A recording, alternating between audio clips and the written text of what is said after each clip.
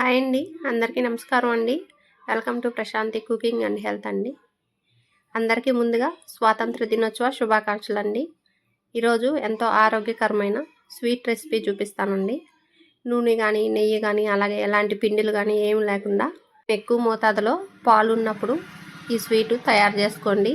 ఎంత బాగుందో అండి, చాలా మంచిది హెల్త్కి. కానీ తప్పకుండా ట్రై చేయండి. ట్రై చేసి మీకు ఎలాగొచ్చిందో కామెంట్లో తెలియజేయండి. ఫస్ట్ టైం కొత్త వాళ్ళు వీడియో చూస్తుంటే ప్లీజ్ మా ఛానల్ని సబ్స్క్రైబ్ చేసుకోండి. నేను చూపించిన వీడియో నచ్చితే లైక్ చేయండి, షేర్ చేయండి.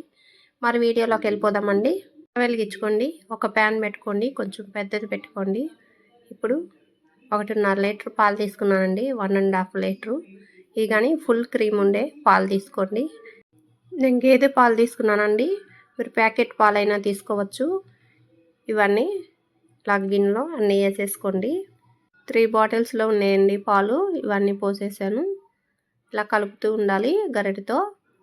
చూడండి, గిన్నెలోకి పైకల్లా వచ్చేసాయి, పొంగిపోతున్నాయండి. ఇప్పుడు మరొక గిన్నెలోకి పోసుకుంటున్నాను. మీరు తీసుకునేటప్పుడు పాలు కొంచెం పెద్ద గిన్నెలోకి పోసేసుకోండి.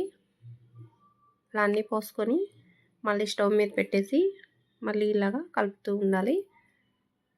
కొంచెం మీడియంలో పెట్టుకోండి, ఇలా మరుగుతూ ఉంటాయి. ఇప్పుడు కొబ్బరి చూడండి, ఎండు కొబ్బరి అండి, మీరు పచ్చి కొబ్బరి అయినా తీసుకోవచ్చు. ఈ బ్రౌన్ పార్ట్ అంతా ఇలా పేలర్తో అంతా తీసేసుకొని చిన్న ముక్కలు చేసుకొని మిక్సీకి వేసుకొని కొబ్బరి పొడి చేసి పెట్టుకోండి. మీరు పచ్చి కొబ్బరితో అయినా ఎండు కొబ్బరితో అయినా అలా కొబ్బరి చేసి పెట్టుకొని పాలు పక్కన మరుగుతూ ఉంటాయి. మనం ఇది చేసేసుకుందాము. ఇప్పుడు స్టవ్ మీద ఒక కడాయి పెట్టుకొని 2 కప్పులు అండి కొబ్బరి పొడి వేస్తున్నాను. ఎండు కొబ్బరితో చేస్తున్నాను. అలాగే నేను మెజర్మెంట్ కప్పుతో వేస్తున్నానండి. ఈ కప్పు మీ దగ్గర లేకపోతే మామూలు మీ ఇంట్లో కూరకు వాడుకునే కూర గిన్నెలైనా లేకపోతే గ్లాస్తో అయినా వేసుకోవచ్చండి. ఇప్పుడు ఏ కప్పుతో అయితే మనం కొబ్బరి పొడి వేసుకున్నామో అదే కప్పుతో ఒక 1/2 కప్ అండి నేను ఆర్గానిక్ బెల్లం పొడి వేస్తున్నాను. మీరు మామూలు బెల్లం అయినా వేసుకోవచ్చు. స్వీట్ ఎక్కువగా ఇష్టపడే వాళ్ళైతే 1 కప్పు నిండా బెల్లం పొడి వేసుకోండి. అలాగే అదే కప్పుతో ఒక 1/2 కప్పు కన్నా కొంచెం తక్కువే వేసానండి వాటరు.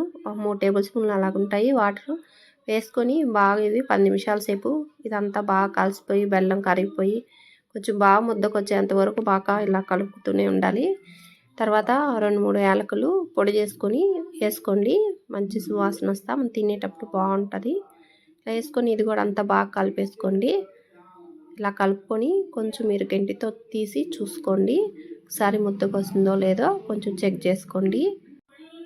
చూడండి, కొంచెం తీసుకొని చూస్తున్నాను, ముద్దకు వస్తుందండి. ఇప్పుడు స్టవ్ ఆఫ్ చేసేసి ఇది కొంచెం చల్లారనివ్వండి.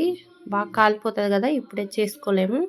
ఇప్పుడు నీట్గా గంటికి ఉండేది కానీ ఇలా తీసేసుకొని కాస్త చల్లారిన తర్వాత మనం చేసుకోగలిగినంత వేడిలో ఇలా కొంచెం కొబ్బరి తీసుకొని ఈ విధంగా రౌండ్గా అయినా లేదంటే కుడుము షేప్లో అయినా మనం కుడుములు చేసుకున్నట్టయినా ఇలాగైనా ఒత్తుకోవచ్చు.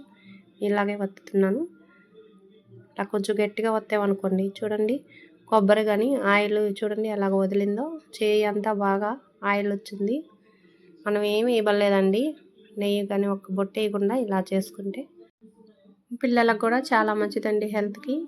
పిల్లలు కానీ బాగా పెరుగుతారు. అలాగే హెయిర్ ఊడిపోతుంది అనుకుంటుంటాం, ఇలా కొబ్బరితో చేసినవి వారంలో 2-3 రోజులు ఇలా తింటా ఉండండి. జుట్టు ఊడటం తగ్గద్దండి. ఒకసారి మీరు ఇలాగా నేను చెప్పినట్టు చేసి చూడండి. చూడండి, కొబ్బరితో అన్నీ చేసేసాను. ఇలా చేసి ప్లేట్లో పెట్టుకోండి. చూడండి, పాలు కానీ సగం వరకు మరిగిపోయాయండి. బాగా ఇలా మరిగిపోయాయి కదా, ఇంకాస్త మరగాలి. చూడండి, 3/4 వంతు బాగా మరిగిపోయాయండి.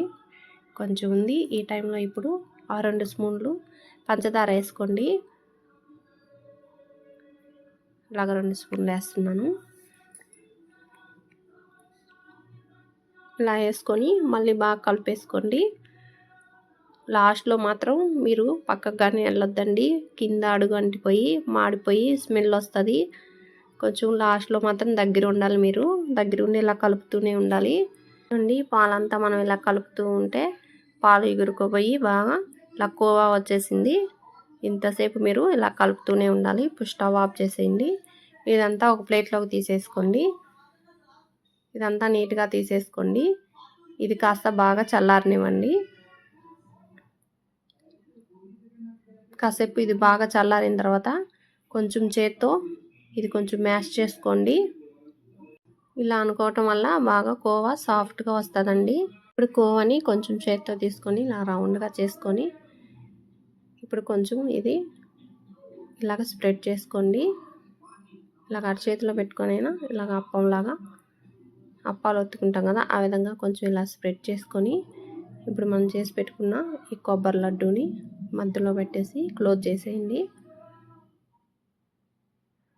అంతా ఇలాగా సరిపోలేదనుకోండి ఇంకాస్త తీసుకొని ఇలా పెట్టేసుకోండి. మనం చేసుకున్న కొబ్బరి లడ్డు ఎక్కడ కనిపించకుండా ఈ కోవాతో క్లోజ్ చేసేయాలండి. ఇలా చేసుకొని ఒక ప్లేట్లోకి పెట్టేసుకోండి. అన్నీ సేమ్ మీరు ఇదే విధంగా చేసేసుకోండి. మరొకటి కానీ చూపిస్తున్నాను చూడండి. కోవాని తీసుకొని ఇలాగ స్ప్రెడ్ చేసుకొని కొబ్బరి లడ్డు పెట్టుకొని ఇలా కోవాతో అంతా ఇదంతా క్లోజ్ చేసేసుకోవాలి అండి. అన్నీ ఇదే విధంగా చేసేసుకోండి. ఈ కోవా సరిగా బాగా చేతికి అంటుకుంటుంది అనుకోండి, కాసేపు మీరు ఫ్రిడ్జ్లో పెట్టండి, బాగా గట్టిపడద్ది. అప్పుడు మీకు ఎలా కావాలంటే అలా చేసుకోవచ్చు కోవాతో. అలాగే మీరు ఇది చేసుకోగా కొబ్బరి ఉండలు మిగిలితే మీరు మామూలుగా ఉట్టిగా తినేయొచ్చండి, భలే బాగుంటాయి. బాదం పప్పు కానీ పిస్తా పప్పు కానీ చిన్న ముక్కలుగా ఇలా కట్ చేసుకొని పైన పెట్టానండి. నేను పిస్తా పప్పు పెట్టాను. ఏం పెట్టకపోయినా ఇలాగే తినేయొచ్చు, చూసేదాన్ని బాగుంటాయని పెట్టానండి. 4 days దాకా నిల్వ ఉంటాయండి ఈ స్వీట్స్. మనం ఫ్రిడ్జ్లో పెట్టుకుంటే చాలా రుచిగా ఉన్నాయి. మీరు కానీ ట్రై చేసి మీకు ఎలాగొచ్చాయో కామెంట్లో తెలియజేయండి. ఫస్ట్ టైం కొత్త వాళ్ళు వీడియో చూస్తుంటే ప్లీజ్ మా ఛానల్ని సబ్స్క్రైబ్ చేసుకోండి. చూపించిన వీడియో నచ్చితే లైక్ చేయండి, షేర్ చేయండి. థ్యాంక్ యూ ఫర్ వాచింగ్ అండి.